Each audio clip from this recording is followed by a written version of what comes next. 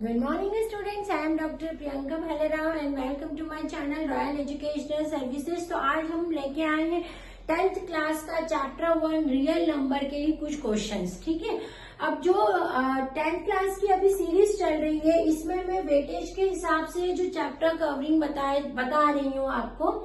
जैसे कि मैंने अपने प्रीवियस वीडियोस में ट्रिग्नोमेट्री है, कोऑर्डिनेट ज्योमेट्री है, इसको कवर किया है।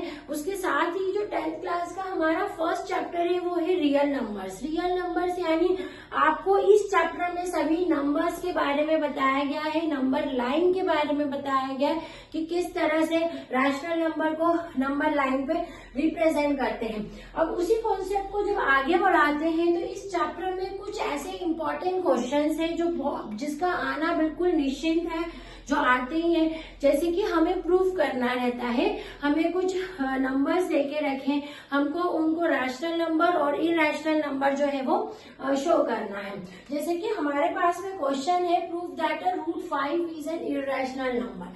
क्वेश्चन लिखते हैं proof that root 5 is a irrational number, है ना। आप यहाँ पर देख रहे हैं कि क्या लिखा है कि जो रूट 5 है अपने को उसको इरैशनल नंबर प्रूफ करना है। तो इस टाइप के जो क्वेश्चन है हमारे रियल नंबर में जो इस चैप्टर में कवर्ड होते हैं वो डेफिनेटली एग्जाम में आते हैं। ये बहुत इंपॉर्टेंट है। रूट 5 की जगह रूट 7, रूट 3, रूट 2 कुछ भी हो सकता है। आपको प्रूफ करना है कि वो एक इरैशनल नंबर है। तो जो मेथड है वो आपको ध्यान रखनी है। तो जब हम इस टाइप के क्वेश्चन प्रूव करते हैं ना तो इसके अंदर हम मैथ्स का कॉन्ट्रडिक्शन वाला जो भाग है वो लेके चलते हैं। कॉन्ट्रडिक्शन का मतलब होता है फॉल्स अजम्पशन आप लेके चलोगे, जो दिया गया है उसको छोड़ के जो नहीं हमारे पास है वो हम मान के चलेंगे। ठीक है, तो इसमें हमें देके रखा है कि रूट 5 क्या है, एक इरैशनल नंबर है। मैंने क्या बोला कि हम क्या लेके चलेंगे, एक फॉल्स अजम्पशन लेके चलेंगे, हम एक कॉन्ट्रडिक्शन लेके चलेंगे कि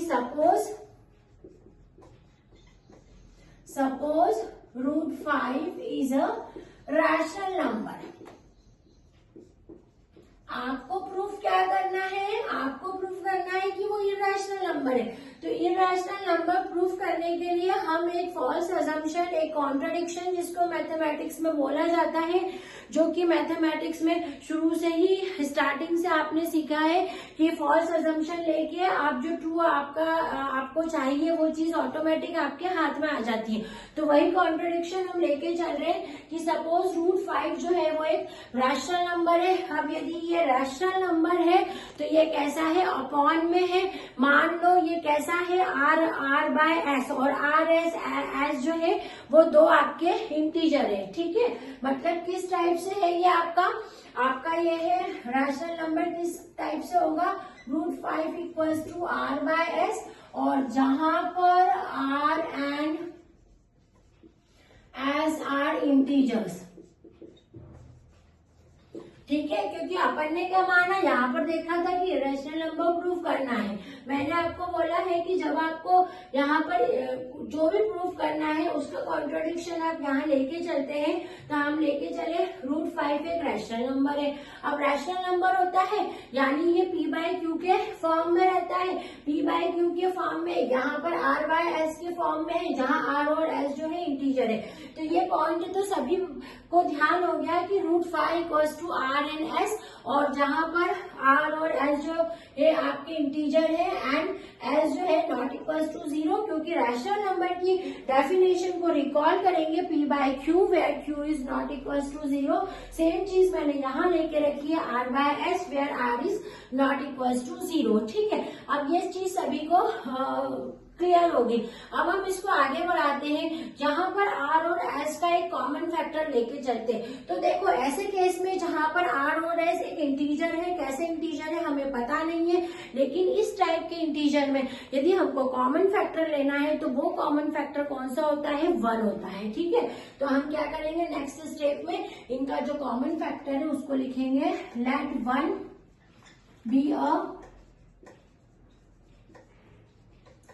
common factor of r and s। ये क्लियर हो गया आपको कि आपको क्या करना है। नेक्स्ट स्टेप में आपको आर और एस जो इंटीजर आपने, जो रैशनल नंबर आपने माना है, उसका कॉमन फैक्टर उठाना है। अभी ये अननोन है, इसलिए इनका कॉमन फैक्टर क्या है, 1 है। Let 1 is a common factor of r and s. ठीक है, अब आर एंड एस का कॉमन फैक्टर आपने लिख दिया। अब ये जो कॉमन फैक्टर है 1, ये आर और एस को डिवाइड करेगा। तो इसी चीज को हम यहाँ लिख रहे हैं कि r and s are divided by a common factor. R and s are divided by अ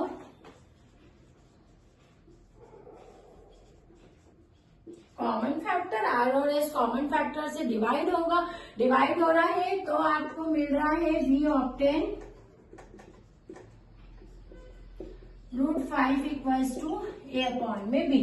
ठीक है, डिवाइड आप जब किसी चीज को आप डिवाइड करते हैं ना तो आपको कुछ नया आंसर मिलता है। ठीक है, आप किसी भी नंबर को कभी डिवाइड करेंगे तो कुछ नया आपको मिलेगा, है ना, मतलब समथिंग आपको आंसर मिलेगा। तो वही चीज अपन ने यहाँ लिखी है कि आर और एस कॉमन फैक्टर से डिवाइड होगा। कॉमन फैक्टर भले 1 है, लेकिन आपको लिखना पड़ेगा वहां पर कि 2/1 या 3/1, है ना।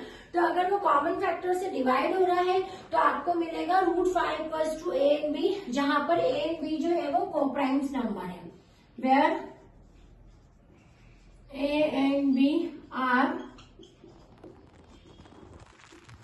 Coprime number. ठीक है, अब इस इक्वेशन को देखेंगे, इसको सॉल्व करते हैं। इसका यहाँ मल्टीप्लाई कर देते हैं b इंटू √5 इक्वल्स टू ए, है ना। अब इसमें हम क्या करते हैं, ऑन स्क्वायरिंग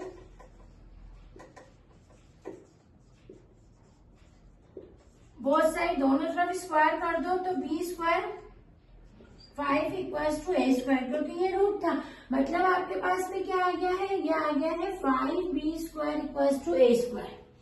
क्लियर हो गया। अब यहाँ पर अपन क्या देख रहे हैं कि a² जो है आपका ये 5 से डिविजिबल है, तो a जो है वो भी आपका 5 से डिविजिबल है। यही चीज मैं यहाँ पर लिख रही हूँ कि a² is divisible by 5, then a is also divisible by 5। ये चीज तो दिख रही है, बिल्कुल क्लियर ही है ये कि इसको यहाँ लिखेंगे तो a² 5 से डिवाइड होगा। अब यदि a² हो रहा है तो हमको पता है a भी जो है वो 5 से डिवाइड हो रहा है। ठीक है, तो हम क्या लेते हैं उसको, we take a equals to 5c, a को 5c ले लो। ठीक है, अब इस इक्वेशन को हम सॉल्व करते हैं। यहाँ पर a की जगह 5c रख देते हैं, ये 5b² ऐसे रहेगा, यानी ये हो जाएगा 25c², है ना, 25c²। अब इसको सॉल्व कर लेते हैं अपन, है ना, तो ये हो जाएगा 5 1 जा 5 5 जा 25, यानी b² इक्वल्स टू 5c²। आपने अभी जो नया रिजल्ट निकाला है b² इक्वल्स टू 5c²। अब b² इक्वल्स टू 5c² का मतलब क्या होता है यहाँ पर कि ये जो b है वो b² जो है वो 5 से डिवाइड हो रहा है, तो b भी 5 से डिवाइड हो रहा है। सेम कंडीशन में यहाँ लिख दूंगी कि b² is divisible by 5, then a is also divisible by 5।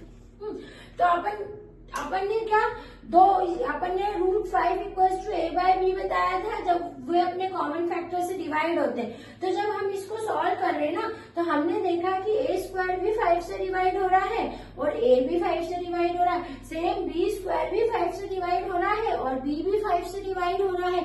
इसका मतलब क्या है, इसका मतलब ये है कि a एंड b के पास में एटलीस्ट जो है 1 कॉमन फैक्टर है ना। इसका मतलब है a and b have at least 1 common factor. ये चीज लिखेंगे हम यहाँ पर, it means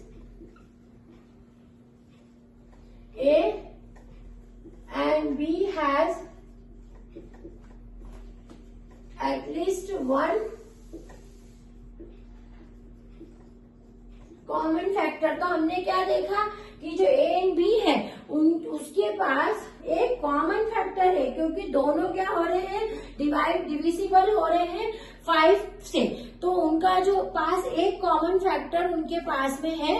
but this is a contradiction. पर ये क्या आया है, आपका कॉन्ट्राडिक्शन आया है, क्योंकि हमने हमारा अजम्पशन क्या था कि √5 जो है वो एक रैशनल नंबर है। हमने मान के चला था √5 जो है वो रैशनल नंबर है, ये हमारा अजम्पशन आ गया।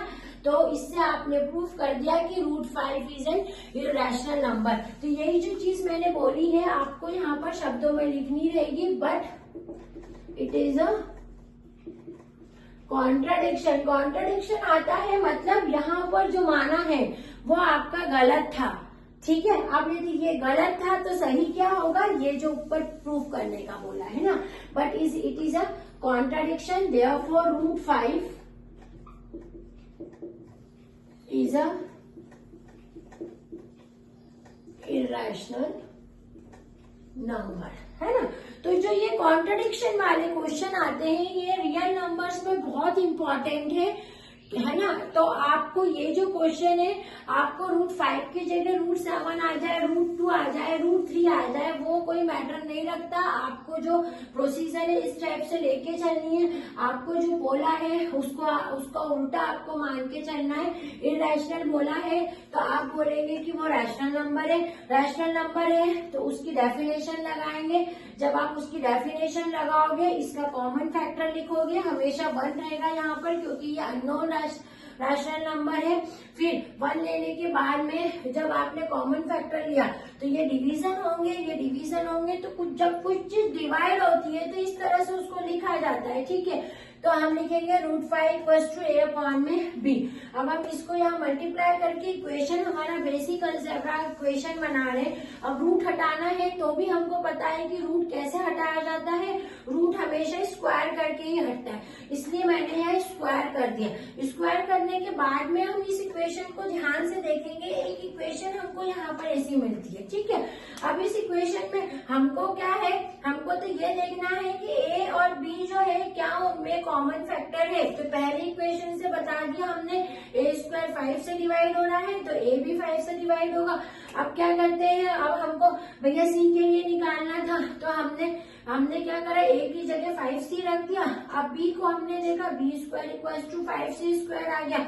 मतलब कि b जो है वो b² 5 से डिवाइड हो रहा है और जो b है वो 5 से डिवाइड हो रहा है। इसका मतलब a भी 5 से डिवाइड हो रहा है और b भी 5 से डिवाइड हो रहा है। तो यही चीज मैंने यहाँ पर लिखी है कि a और b में एक कॉमन फैक्टर है जो उनको डिवाइड कर रहा है, ठीक है। यदि उनका कॉमन फैक्टर है तो ये कैसा आ गया है, ये कॉन्ट्रडिक्शन आ गया, क्योंकि because of our incorrect assumption कि √5 इज अ इरैशनल नंबर। हमने जो मान के चला था ना कि √5 एक रैशनल नंबर है, वो हमने गलत माना था, इसलिए आप प्रूफ कर चुके हैं कि √5 जो है वो इरैशनल नंबर है। तो ये जो क्वेश्चन है ये एग्जाम पॉइंट ऑफ व्यू से बहुत इंपॉर्टेंट है। रियल नंबर में ये जो क्वेश्चन है वो आते हैं, आप इसको नोट डाउन कर लीजिए। मेथड आपकी हर एक क्वेश्चन में सेम रहेगी, ठीक है। नेक्स्ट वीडियो में हम फिर से मिलते हैं इसके क्वेश्चन के साथ में। Thank you.